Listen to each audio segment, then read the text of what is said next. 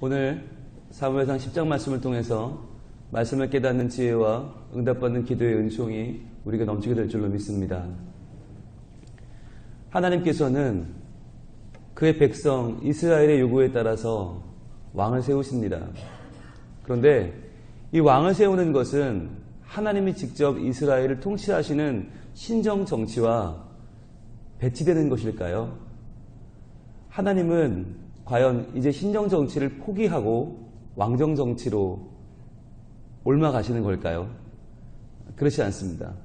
하나님께서는 이스라엘 백성들이 원하는 다른 나라처럼 강한 왕을 가지고 이스라엘을 이끌어주는 그 왕정 정치를 새롭게 열어주시는 거예요. 그런데 그 열어주시는 왕의 자리를 사람들에게 맡겨놓지 않고 사람들이 정하거나 사람들이 추천하거나 사람들이 원하는 사람으로 왕을 세우지 않고 하나님께서 직접 사무엘 선지자를 통하여 그에게 기름 부음을 통하여서 백성들에게 휘둘리는 왕이 아니라 백성들이 원하고 백성들이 만들어가는 왕이 아니라 하나님이 기름 부어 세우시는 왕, 하나님이 자기의 역할을 그에게 나누어 주셔서 하나님이 하시는 그 귀한 역할을 함께 동역하는 왕으로 세워가십니다. 이것은 새로운 모델입니다. 어느 나라도 왕이 되면요, 제일 먼저 해야 되는 게 있어요. 그것은 백성의 눈치를 보는 거예요. 왜냐하면 백성이 자기를 왕으로 세워줬기 때문에 백성의 마음을 잃으면 왕이 자기 위치를 가지고 있을 수가 없어요. 그러니까 백성들의 마음에 이리저리 흔들려야 되고 자기를 왕으로 만들어준 일명 개국 공신들의 마음에 계속 이제 휘둘려야 되는데 그러다 보면 왕은 한 명인데 백성들은 많잖아요. 그러니까 백성들의 마음을 기쁘게 하다 보면 왕이 제대로 왕 노릇을 할 수가 없다는 것입니다. 그래서 마치 자기를 왕을 만들어준 사람들에게 만족을 주다 보면 이렇게 저렇게 처음에 왕이 됐을 때에 가지고 있었던 제대로 된 통치를 해보자, 좋은 통치를 해보자는 왕의 마음은 온데간데 없고 이제 사람들의 비위를 맞추는 꼭두각시가 되어버리더라는 것이죠. 그래서 하나님은 사람이 세우는 왕이 아니라 하나님이 세우시는 왕이라고 하는 새로운 왕정 정치를 여십니다. 이것이 바로 신정주의적 왕정 정치죠. 즉 하나님께서 통치하시는 것을 왕을 통하여 조금 더 선명하게 보여주는 새로운 체제를 열어가십니다. 그것이 오늘 사무엘상 10장에 나타나 있습니다. 1절입니다. 이에 사무엘이 기름병을 가져다가 사울의 머리에 붓고 입맞추어 이르되 여호와께서 내게 기름을 부으사 그의 기업의 지도자로 삼지 아니하셨느냐. 기름을 붓습니다. 사무엘, 하나님의 사람이 사울에게 기름을 부어서 그를 이스라엘의 지도자로 삼습니다. 여기서 기름을 붓는다는 행위가 뭘 의미할까요? 이 기름 무슨 기름이죠? 올리브입니다. 감람유입니다. 올리브 기름. 올리브 기름은요, 이스라엘에서 나는 가장 풍성하고도 가장 많은 사람들에게 기쁨을 주는 기름입니다. 이 기름으로 머리에 부어요. 자, 기름을 붓는다는 것은 풍성함이 임한다는 뜻도 있지만 더 중요한 의미는 이전과의 단절입니다. 이전에 살던 모습을 단절하고 새로운 모습으로 변화된다는 뜻이에요. 그래서 기름을 부어 세우는 세 가지 직책을 우리는 알고 있죠. 제사장과 선지자 그리고 왕입니다. 제사장, 선지자, 왕에게 기름을 붓는 이유는 지금까지 살았던 인생과 앞으로의 살아가는 인생은 전혀 달라질 것이다 라고 하는 예언입니다. 지금까지는 사울은 누굴 위해 살았어요? 아버지를 위해 살았어요. 아버지 기스가 암나귀들을 잃어버리고 너 좀 찾아와라 그러면 그걸 찾아서 하루건 이틀이건 3일이건 그 이상을 헤매 돌아다니는 아들이 사울이었어요. 그만큼 효성이 깊고 그만큼 끈기가 있고 그만큼 자기 일에 책임을 다하는 사람이었다. 그러나 그래봤자 자기 가문, 자기 아버지의 명예를 위해서 살아가는 사람이었어요. 근데 이제 기름을 부었다고 하는 것은 이제 사울 당신은 당신의 아버지 기스의 영광이 아니라 베냐민 지파의 영광이 아니라 모든 이스라엘을 이끌어 가시는 하나님의 사람입니다. 여기서 아직 왕이란 말이 등장하지 않죠. 지도자라고 나와요. 왜냐하면 아직 왕이 없을 때이기 때문에 사울에게 너는 왕이 될 거야. 그러면 사울이 무슨 말인지 모르는 거예요. 그래서 지도자를 삼을 것이다. 마치 하나님이 사사를 세우듯이 너를 지도자로 세우실 것이다. 그런데요, 여기 보면 왜 사람들 앞에서 모든 백성들을 모아놓고 이걸 해야 되지 않습니까? 왜 아무도 없는 데서 둘이 이걸 합니까? 여러분, 왕이 되는 단계가 지금 3단계로 나와 있는데 먼저 단 둘이서 기름을 붓습니다. 그 다음에 제비뽑기를 통해서 온 민족 앞에 제비 뽑아서 한 지파를 뽑고 그 지파 가운데 한 집안을 뽑고 그 집안 가운데 들어가다가 마지막에 뽑은 사람의 이름이 사울이었단 말이죠. 그렇게 해서 온 민족 앞에 제비를 뽑고 그 다음에 3단계는 온 민족이 한 마음으로 그 사울을 축하하면서 그를 왕으로 옹립합니다. 3단계가 있거든요. 그런데 그 3단계 가운데 오늘 기름 붓는 것은 단 둘이 합니다. 왜냐하면 사울에게 하나님의 뜻을 알려주는 거예요. 말씀드린 것처럼 이것은 백성들이 너를 원해서 된 것이 아니다. 너는 왕이 돼도 다른 어느 백성의 눈치를 볼 것이 아니라 너를 왕을 삼으신 하나님을 경외해야 한다. 너를 왕으로 세우신 분은 인간이 아니라 하나님이다 라고 하는 것을 분명히 각인시키기 위해서 오늘 사무엘은 다른 누구도 아니라 오직 하나님 앞에 단독자로 서는 사울의 모습을 기대하며 그에게 기름을 붓는 것입니다. 자, 기름을 붓습니다. 그리고 2절입니다. 내가 오늘 나를 떠나다가 베냐민 경계 셀사에 있는 나의 묘실 곁에서 두 사람을 만나리니 그들이 내게 이르기를 내가 찾으러 갔던 암나귀들을 찾은지라 내 아버지가 암나귀들의 염려는 내놓았으나 너희로 말미암아 걱정하여 이르되 내 아들을 위하여 어찌하리요 하더라 할 것이요. 자, 이제 사울에게 기름을 붓습니다. 그런데 사울 입장에서는 아직 미덥지가 않은 거예요. 그렇지 않겠어요? 아무리 사무엘이 그 당시에 이스라엘을 이끌어가는 선지자지만 자기는 베냐민 지파, 가장 작은 지파고 자기에게 갑자기 기름을 붓고 왕을 삼는다? 이게 이해가 안 되잖아요. 그래서 사무엘은 그에게 믿음을 주기 위해서 세 가지의 징조가 있을 것을 말합니다. 그러니까 이 세 가지 징조가 그대로 일어나면 이것은 하나님이 하신 일이구나 라고 믿으라는 거예요. 그런데 첫 번째 징조가 뭐냐면 그가 이 모임을 마치고 나갈 때 두 사람을 만날 텐데 그 두 사람이 너에게 너의 아버지가 나귀를 찾았다라는 말을 전할 거란 말이죠. 이 말은 뭘 말하는 거냐면 지금까지 사울이 아버지를 위해 살았잖아요. 암나귀 찾는 게 지금 사명 아닙니까? 아직 못 찾았잖아요. 그러니까 사울은 지금 왕 되는 것보다 더 뭘 마음에 두고 있냐면 우리 아버지 어떡하지? 나귀 찾아야 되는데 이 마음이 더 많은 거예요. 지금 기름물 부은 것도 좋고 왕이 된 것도 좋은데 이게 중요한 게 아니라 지금 내 아버지 암나귀 이게 사울의 수준인 거예요. 그래서 첫 번째 이 사람들의 징조는 뭐냐면 그 나귀 찾았으니까 걱정하지 마라. 그 얘기를 해준다는 거죠. 여러분 우리도 하나님께서 우리에게 거룩한 뜨거움을 주실 때가 있잖아요. 뜨거운 마음을 주셔서 정말 내가 하나님을 위해서 최선을 다해 살고 이 세대를 일으키고 민족을 일으키고 다음 세대를 위해 헌신하고 여러 가지 마음을 주시는데 그럼에도 불구하고 우리에게는 이거 먹고 사는 문제는 어떻게 해야 되지? 내 교가 석자인데? 이런 마음이 든단 말이죠. 그래서 하나님은 우리에게 뭘 주시나 너의 당면한 문제를 이미 내가 해결했다는 것이죠. 이미 해결했다. 이미 그 문제 해결됐다. 걱정하지 마라. 여기서 두 사람을 만나는 이유가 있어요. 법적으로 이스라엘 율법에 증인의 역할을 하려면 두 명이 돼야 돼요. 한 명의 말은 신뢰할 수가 없어요. 두 명이 이상이 와서 그 말을 해줘야 이게 그 말이 신빙성을 갖는 거예요. 그러니까 두 명의 증인이 나타나서 너의 당면한 문제는 너의 인간적인 문제는 이미 해결됐다. 그건 내가 해결했으니 걱정하지 말고 너는 하나님이 맡겨주시는 사명에 집중해라 라고 너에게 첫 번째 징조를 준다는 것이죠. 그런데 이 징조만으로 사울이 만족을 못해요. 그래서 3절입니다. 내가 거기서 더 나아가서 다볼 상소리 나무에 이르면 거기서 하나님을 배우려고 베델로 올라가는 세 사람을 만나리니 한 사람은 염소 새끼 셋을 이끌었고 한 사람은 떡 세 덩이를 가졌고 한 사람은 포도죽 한 가죽 부대를 가진 자라. 하나님께 예배하려고 가는 제물을 바치려고 가는 세 사람을 만나게 될 거라는 거예요. 그런데 이 세 사람을 만나야 되는데 세 사람이 가진 게 다 다르죠. 한 사람은 염소 새끼 셋을 가졌고 한 사람은 떡 세 덩이를 가졌고 한 사람은 포도주대 한 가죽 부대를 가졌다.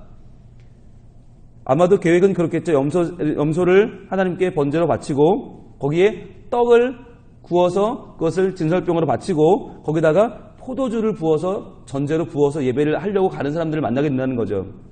그런데 그들이 내게 무난하고 떡 2덩이를 주겠고 너는 그의 손에서 받으리라.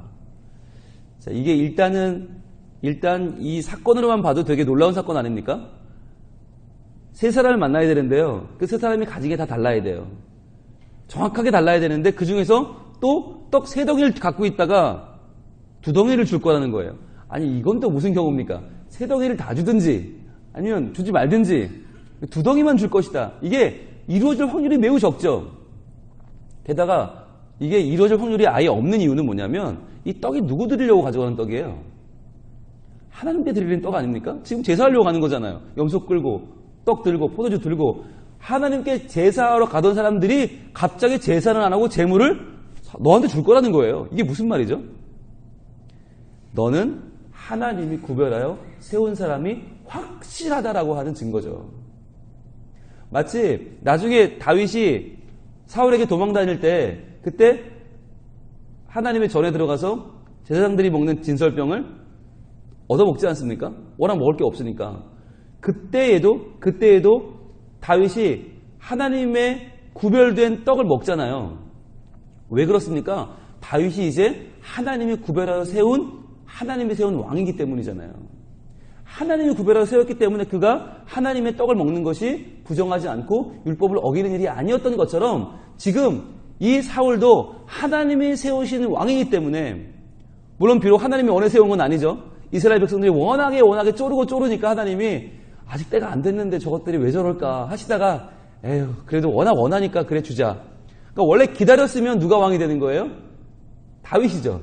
근데 아직 다윗이 때가 아니에요.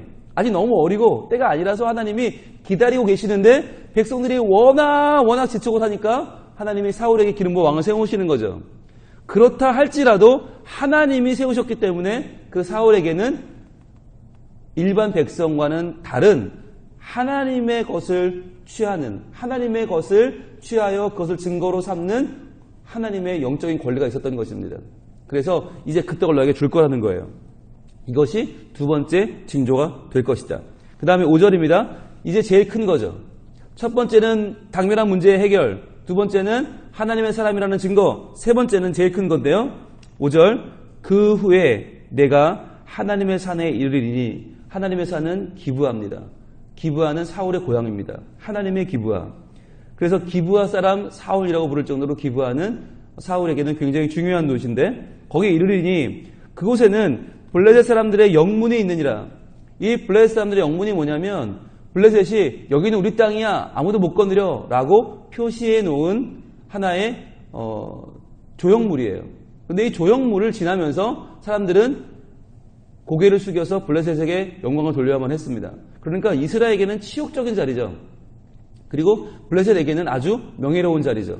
이건 이스라엘 땅 아니고 블레셋 땅이라고 하는 그 당시의 통치권을 나타내는 조형물입니다. 그런데 그 영문에 있으리라 내가 그리로 가서 그 성읍으로 들어갈 때에 자, 그 영문을 지나갈 때라는 거죠. 블레셋 영문을 지나가면서 고향 기브로 들어갈 때 그러니까 고향으로 왔지만 여기는 블레셋 땅이라고 하는 그 마음의 치욕을 가지고 들어가는 바로 그때 얼마나 갈등이 되겠습니까? 우리 땅이 우리가 아니고 하나님이 다스리는 땅이 아니라 블레셋 땅이라니 얼마나 그것이 치욕이겠어요.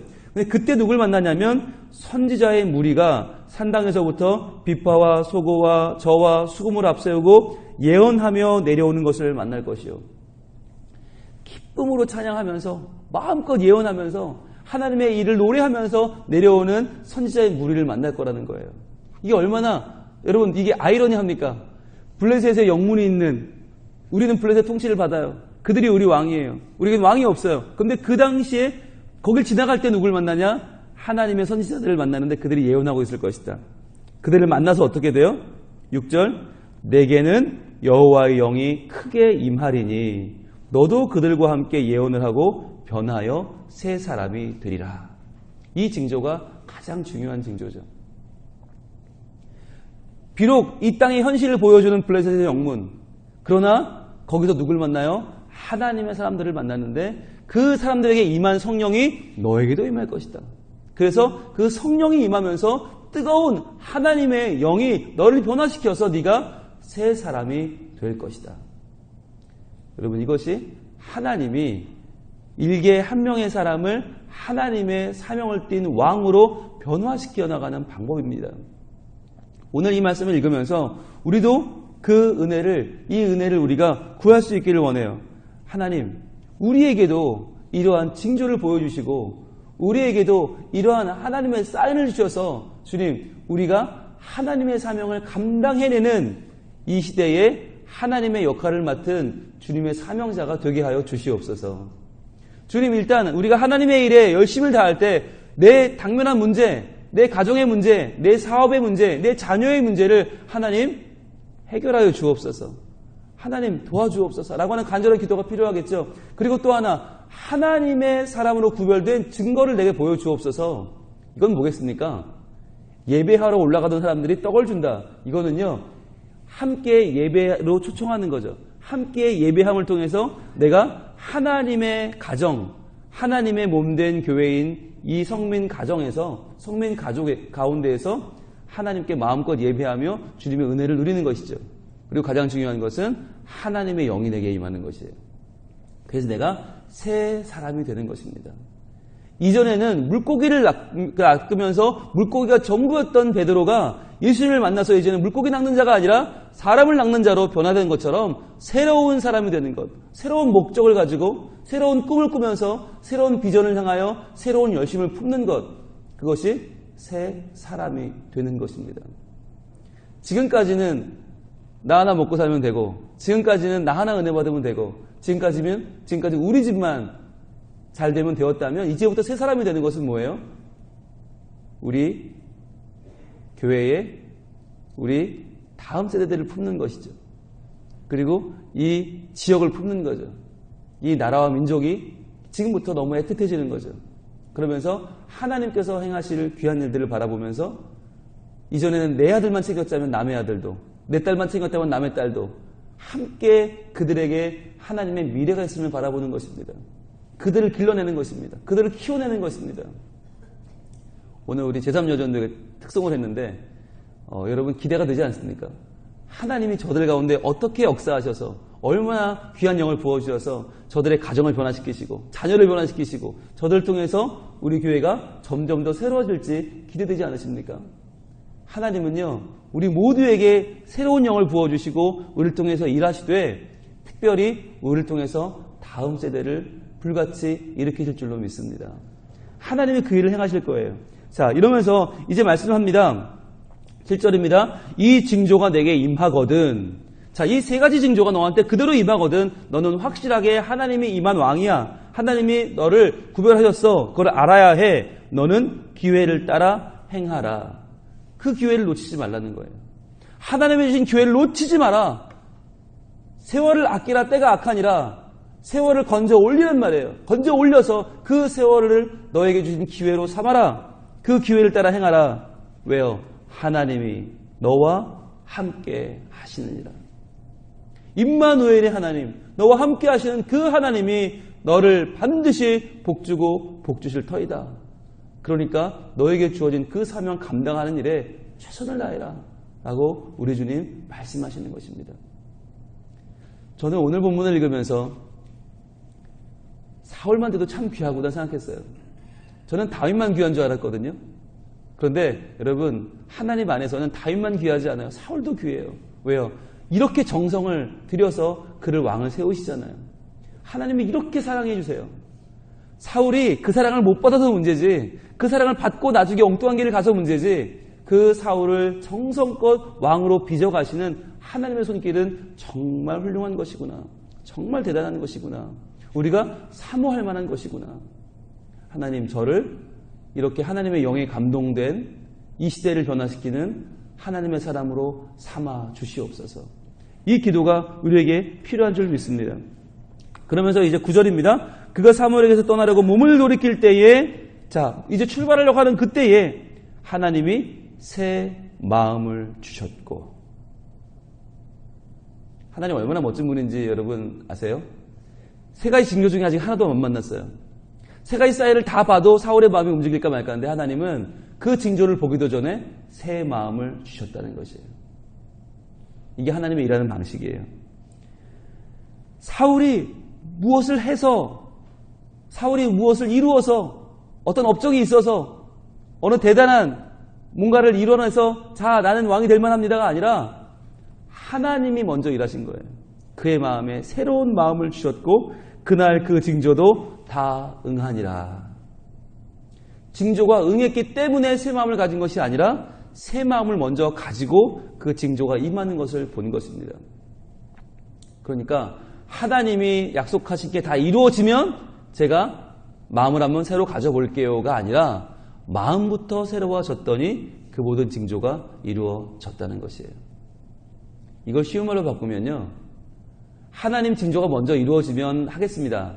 이거는 뭐라고 할까요? 되면 한다인가요? 되면 한다. 그런데 먼저 마음부터 바뀌는 건 뭐예요? 하면 된다죠. 네, 먼저 하는 겁니다. 먼저 하는 거예요. 먼저 순종하는 것이고요.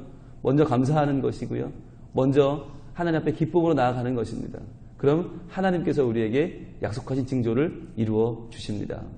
우리도 하나님 응답하시면 하겠습니다. 하나님 먼저 당연한 문제를 해결해 주신다면서요. 그러니까 해결해 주시면 제가 좀 이제 열심히 할게요가 아니라 하나님 먼저 새 마음을 내게 주시면, 그리고 그 새 마음 주실 것을 믿고 내가 새 마음으로 예배하고 새 마음으로 주님 섬기고, 주님 오늘부터 내가 새 마음으로 우리 자녀를 양육하고 새 마음으로 다음 세대를 길러내겠습니다. 하나님 그렇게 우리가 먼저 헌신하고 우리가 먼저 하나님을 신뢰하고 우리가 먼저 주어진 사명을 감당할 때 하나님께서도 놀라운 하나님의 영을 내게 부어주시고 하나님 나를 새롭게 해주시고 하나님 나를 통해서 이 시대를 변화시키는 하나님의 그 귀한 일들을 이루어 가질 줄로 믿습니다. 우리가 그 마음을 품고 오늘도 하나님께 쓰임받는 자들로 기도하며 나아갈 수 있기를 원합니다. 하나님 저의 부족함과 연약함을 용서하시고 내 죄와 허물을 씻어주시고 하나님께서 내게 영을 부으사 하나님의 성령 충만한 자로 삼아주셔서 내가 오늘도 기도하는 모든 것들이 하나님 안에서 이루어지고 그 소망하는 것들이 하나님께서 놀랍게 기름 부어주셔서 우리 가정과 내 영혼과 우리 교회와 이 민족과 이 나라와 이 사회가 하나님 앞에 정결하여지는 복된 하루가 되게 하여 주옵소서. 기도하는 것마다 응답하시는 하나님의 은총이 우리에게 임할 줄로 믿습니다. 기도하겠습니다. 하나님 감사합니다. 이 아침에 나와 말씀 앞에 서게 하시고 이 추위에도 이 피곤한 육신을 이끌고 말씀 앞에 나왔을 때에 하나님 주님 우리에게 변함없이 말씀하시고 사울에게 기름 부어 세우시는 그 하나님의 놀라운 역사를 기대하게 하시니 감사합니다. 하나님 이 말씀 가운데 우리에게 주어진 우리의 사명을 발견하게 하여 주옵소서. 특별히 다음 세대를 살려내는 이 귀한 사명, 믿음의 대를 이어가는, 그리하여 더욱더 크게 부흥하는 하나님의 나라, 하나님의 가정을 만들어가는 이 꿈을 꾸게 하여 주옵소서. 오늘 특별히 특송한 제3여전도에 복을 주시고 새벽부터 나와 찬양한 그 찬양 가운데 고백한 것처럼 나의 힘이 되신 여호와여 내가 주님을 사랑합니다. 그 고백이 언제까지나 우리 3여전도에 떠나지 않게 하시고 그 가정에 넘치게 하시고 자녀의 신앙 고백이 되게 하시고 우리 성민의 다음 세대를 이끌어가는 복된 고백이 되게 하여 주시옵소서. 주님 이 시간에 새벽같이 이 아침부터 우리 주님 바라보고 나와 말씀 붙잡고 기도하는 간절히 소망하는 우리 모든 성민 가족들의 기도를 들어주시고 하나님께서 넉넉히 기름 부으사 하나님의 일을 행하여 주시옵소서. 주님께서 우리에게 임하실 주의 성령을 기대하며 고대하며 나아가오니 하나님 우리를 변화시켜 주시고 하나님의 사람으로 사용하여 주옵소서. 예수님 이름으로 기도합니다.